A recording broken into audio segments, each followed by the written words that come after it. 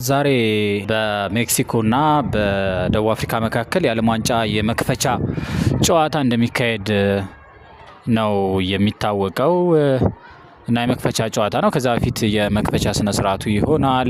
የዘንድሮው የ2026ቱ በካናዳ በአሜሪካና ማለትም የዩናይትድ ስቴትስ ኦፍ አሜሪካና በሜክሲኮ የጋራ ትብብር የሚዘጋጀው የዓለም ዋንጫ የተለየ ትኩረት የሳበ የዓለም ዋንጫ ነው። በተለይ ዶናልድ ትራምፕ ፖለቲካቸውን እግር ኳስ ውስጥ አስገብተው ብዙ ብጥብጥ የተፈጠረበት ጨዋታ ነው።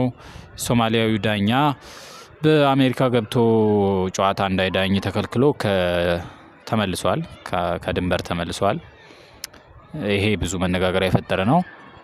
ብዙ ሌሎችም ጉዳዮች አሉት። እኔ ግን የዛሬው ጨዋታ ላይ ነው ማተኮር የፈለግኩኝ። እንዲሁ ዝም ብዬ ላውራችሁ ብዬ ነው፣ ከወሬ ጉጉቴ የተነሳ ማለት ነው። በደቡብ አፍሪካና በሜክሲኮ መካከል እንደሚደረግ ጨዋታውን ስሰማ ያው ብዙ ነገር ነው ትዝ ያለኝ። በተለይ ኢትዮጵያውያን ለማን ሊደግፉ ይችላሉ ብዬ ወደ ማሰብ ነው የሄድኩኝ። በእርግጥ ፌስቡክ ላይም ደቡብ አፍሪካን መደገፍ የለብንም ምትል አንዲት ሴት አይቻለሁ። ያው የእሷ ምክንያት ምንድነው? ከዚህ ከቅርቡ የደቡብ አፍሪካ ውስጥ ኢትዮጵያውያን ከሚደርስባቸው ጥቃት እና ከመሳሰለው ነገር ጋር አያይዛ ነው።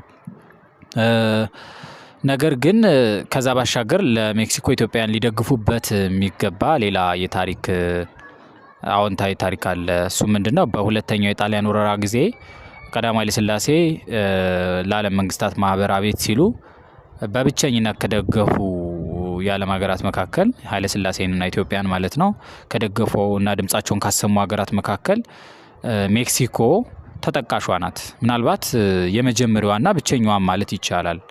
እና ይሄ በኢትዮጵያ ታሪክ ውስጥ ብዙ የማይነገር ግን በጣም አማላይ የሚባል የሚያኮራ ደስ የሚል ታሪክ ነውና በዚህ ምክንያት ኢትዮጵያውያን ለሜክሲኮ ያው ድጋፍ መስጠት ሊኖርባቸው ይችላል። ምክንያቱም ይሄ የዓለም ዋንጫ ነው። በክለብ ወይ በቡድን እግር ኳስ ቢሆን እንደዚህ አይነት ነገሮች ብዙ ያን ያህል ስሜት ላይሰጡ ይችላሉ። ዓለም ዋንጫ ሲሆን ግን እግር ኳስ ከሚባለው ነገር ባሻገር ፖለቲካ፣ ማህበራዊ ጉዳዮችና ኢኮኖሚ የመሳሰሉ ነገሮች ለድጋፍና ለተቃውሞ ተጽዕኖ አላቸው። ምክንያቱም እንደዚህ አይነት የሶፍት እንቅስቃሴዎች አንድም ኃይልን ማሳያ ናቸው፣ የሶፍት ፓወር ማሳያ ናቸው። እግር ኳስ አንዱ ያን ነገር የማሳያ መንገድ ስለሆነ ማለት ነው። ለምሳሌ በቀደመው ዘመን በእንግሊዝ ግዛት ላይ ፀሐይ አጠልቅም እየተባልን ነበር አይደለ? በቅኝ ግዛት ዘመን ያኔ እንግሊዝ የጦር ኃይል ይዛ ነበር ዓለምን ትገዛ ነበረ። ዛሬ እንግሊዝ በጦር ኃይል አይደለም ዓለምን የምትገዛ በእግር ኳስ እና እንደዚህ ሶፍት ፓወር በሚባለው ነው። በተለይ በክለብ እግር ኳስ በእንግሊዝ ፕሪሚየር ሊግ ነው እና ይሄ የሚያሳየው ውስጡ ከባድ ጦርነት አለ። በአርጀንቲናና በእንግሊዝ መካከል የተደረገው ዝነኛው ዲያጎ አርማንዶ ማራዶና በእጁ ግብ ያስቆጠረበት ጨዋታም ሁልጊዜ ከፖለቲካ አንጻር ሲተነተን እሰማለሁ። የፎክላንድ ደሴቶች ላይ በነበረው የአርጀንቲናና የእንግሊዝ ጦርነት ላይ አርጀንቲናውያን የደረሰባቸውን ሰቆቃ እሱን ያካካሱት ወይ ደግሞ ያንን የተበቀሉት በማራዶና የእግዜር እጅ ነው ይባላል ብዙ ጊዜ እና ከሱ አንጻር እንግዲህ እግር ኳስ ዝም ብሎ አላዛር አስገዶም እንደሚለው ቅሪላ የማንከባለል ጉዳይ አለመሆኑን ለማሳየት ነው። ኢትዮጵያውያን ሜክሲኮን በዚህ የታሪክ ውለታ ምክንያት ሊደግፉ ይችላሉ ብዬ ወይ ደግሞ ይገባል፣ በተለይ እውቀት ያላቸው ነገሩን በደንብ የሚረዱ ለኢትዮጵያ የተለየ ፍቅር ያላቸው ብዬ ይሄን ጨዋታ ላጫውታቸው የመጣውኝ ማለት ነው። ምናልባት ለምሳሌ ቴዲ አፍሮ አይነት በጣም ኢትዮጵያን አብዝቶ የሚወድ አክርሮ የሚወድ እና ደግሞ ያንን ትውልድ ይሄ ሜክሲኮ የደገፈችውን ትውልድ ሜክሲኮ ድምጽ የሆነችውን ትውልድ የኃይለ ሥላሴን ትውልድ የ1940ዎቹን 1930ዎቹን የ1920ዎቹን ትውልድ የሚያደንቅ ሰው ስለሆነ ምሳሌ ቴዲ አፍሮ ከደቡብ አፍሪካና ከሜክሲኮ በእርግጠኝነት ሜክሲኮ ነው የሚደግፈው አሁን ባልኩት ሎጂክ መሰረት ማለት ነው። ያ ማለት ግን ያው እግር ኳስ ደግሞ እንግዲህ የግል ድጋፍ መሆኑ ደግሞ እንደሚታወቀው ማለት ነው። ለምሳሌ ደቡብ አፍሪካ ውስጥ በጣም በኢትዮጵያውያን የሚወደድ ኳስ ተጫዋች ካለ ደቡብ አፍሪካ ከሜክሲኮ በላይ መደገፉ አይቀርም። ለምሳሌ በአርጀንቲና እና በሜክሲኮ መካከል ጨዋታ ቢደረግ ኢትዮጵያውያን አርጀንቲና እንደሚደግፉ ይሄ ግልጽ ነው። ምክንያቱም አርጀንቲና ማናገር ስለሆነች የሊዮኔል አንድሪያስ ሜሲ ሀገር ስለሆነች ማለት ነው። በፖርቱጋል እና በሜክሲኮ መካከል ጨዋታ ቢኖር ኢትዮጵያውያን የሚደግፉ ያው በብዛት ፖርቱጋልን ነው።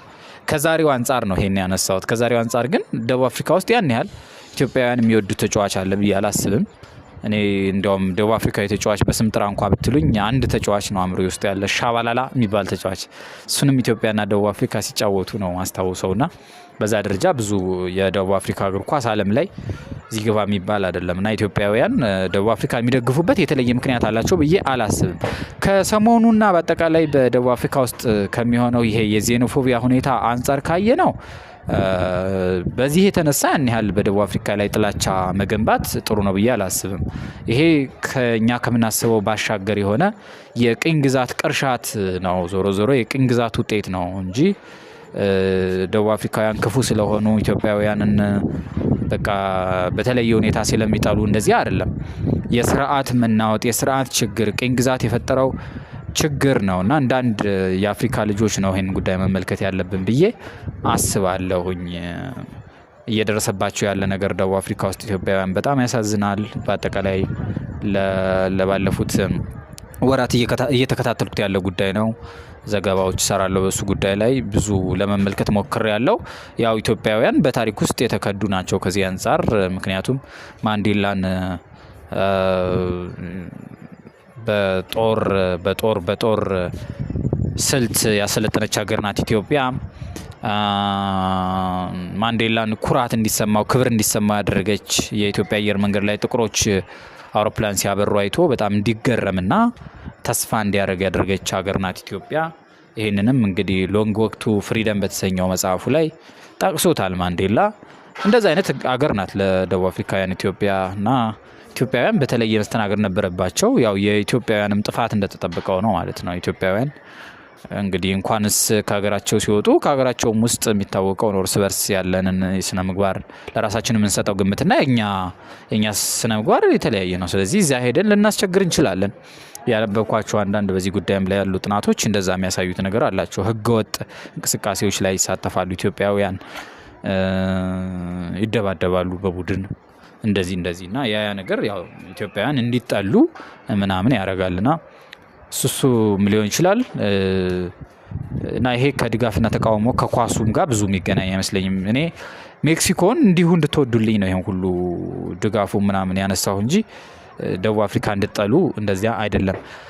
እና ሜክሲኮ ለኢትዮጵያ በጣም ከባዱ ለተባለች ሀገር ናት። ሁልጊዜ አዲስ አበባ ያለው መሀል አዲስ አበባ ያለው ሜክሲኮ አደባባይ ለምን ሜክሲኮ አደባባይ እንደተባለ አይገባኝም ነበረ። ከዛ በፊት ማይጨው አደባባይ ነበር አሉ ስሙ።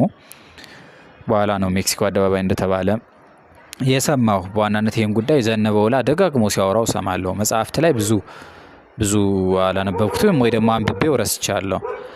ግን እንደዚህ ነው ወገኖቼ። እና ሜክሲኮ አደባባይ ብለን እስከ መሰየም የደረስን ነን። ከዛ ውጭ አደባባይ ለሌላ ለውጭ ሀገር ብዙ የሰየምን አይመስለኝም አይደለ?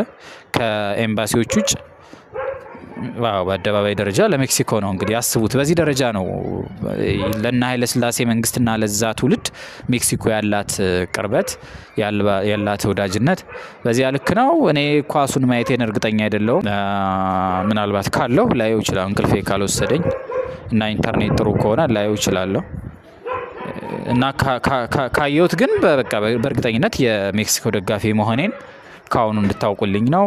ቪቫ ሜክሲኮ። ምንም የአንድም የተጫዋችሽን ስም ባላውቅም ያለሽን የፖለቲካና ኢኮኖሚ አጠቃላይ ሁኔታ ባልረዳም ግን እንደምወድሽ እንድታውቂው ነው።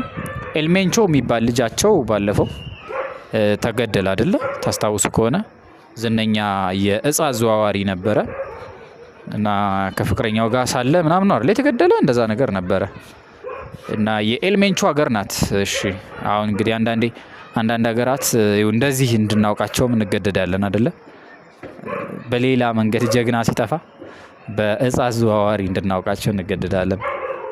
እንደዛ ናት። ያው ዞሮ ግን የሆኑ ልባምና ጀግና ሰዎች እንዳሏት የሚያሳየው ቅኝ ግዛትን የፋሽስትን እንቅስቃሴ የተቃወመችበት ችሎታዋ ነው። ሜክሲኮ የአዜቲክ ስልጣኔ ማዕከል ናት። ዛሬ እንኳን ኳሱ የሚጀመርበት ይሄ ያለ አይደለ የዓለም ዋንጫው የሚጀመርበት ስቴዲየም አዜቲክ ስቴዲየም እንደሚባል ከጄሚናይ ላይ ቅድም አንብቤ ያለው። ስለዚህ የአዜቲክ ስልጣኔ ማዕከል መሆኗ በዚያው እንዲታወቅ ነው። አዜቲክ የሚባለው ስልጣኔ ባለሳሳት በ15ኛውና በ16ኛው ክፍለ ዘመን በአሁኑ የሰሜን አሜሪካ አካባቢ በጣም ገናና ስልጣኔ ነበረ። ልክ እኛ አክሱም ስልጣኔ እንደምንለው አውሮፓ ውስጥ የሮማና የግሪክ ስልጣኔ እንደሚባለው ማለት ነው አይነት ስልጣኔ ነው እና የዚያ ስልጣኔ ማዕከል ናት ሜክሲኮ።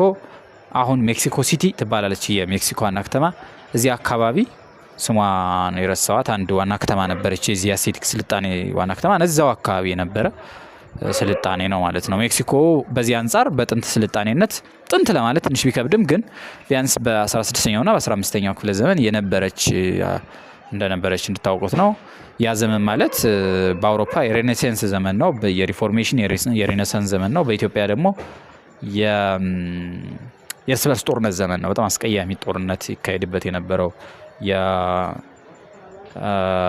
የኢማም አህመድ ኢብን አልጋዚና የልብነ ድንግል ጦር ይዋጋበት የነበረው የኦሮሞ ሕዝብ መስፋፋት የነበረበት እና በጣም ደም አፋሳሽ ዘመን ነው ይሄ ዘመን ማለት ነው።